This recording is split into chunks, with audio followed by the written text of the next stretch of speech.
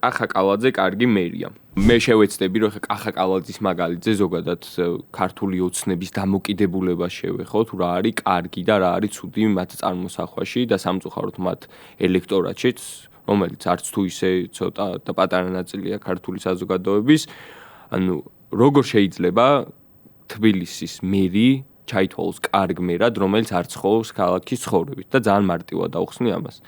ანუ დარწმუნებული ვარ, რომ არასდროს სამსახურში არ წასულა საზოგადოებრივი ტრანსპორტი და წარმოდგენა არ აქვს თვითონ შეგრძნების დონეზე თუ რა პრობლემაა ყოველდღიურად სამსახურში იარო, თქვათ საზოგადოებრივი ტრანსპორტით, რომელშიც რამდენიმე ასეული მილიონი დოლარის ინვესტიცია ჩაიდო სახელმწიფოსგან და მაინც გაუმართავია.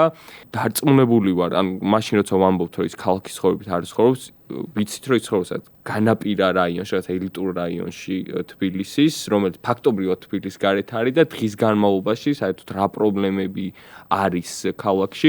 ნუ მე მესმის რომ მას დიდი ბიუროკრატია ყავს და შეიძლება არ გჭირდებოდეს რომ მუდმივად იყო ჩართული და ყველა ეპიცენტრში იყო ჩართული თქვათ ქალაქის ცხოვრებისა. ის ნაწილი რო ავიღოთ, რომელზე საუბარიც ნაკლები არის დღეს, იმიტომ რომ გადაფარა ეს ყველაფერი იმ ტოტალურმა კორუფციამ, მაგალითად რაც მერიაში არის. ხო, ჩვენ ვხედავთ რეაბილიტაციებს, რომლებიც იწყება, ანონსდება, რომ დასრულდება პირობითად რაღაც X თვეში და 3 იმდენი დრო გრძელდება.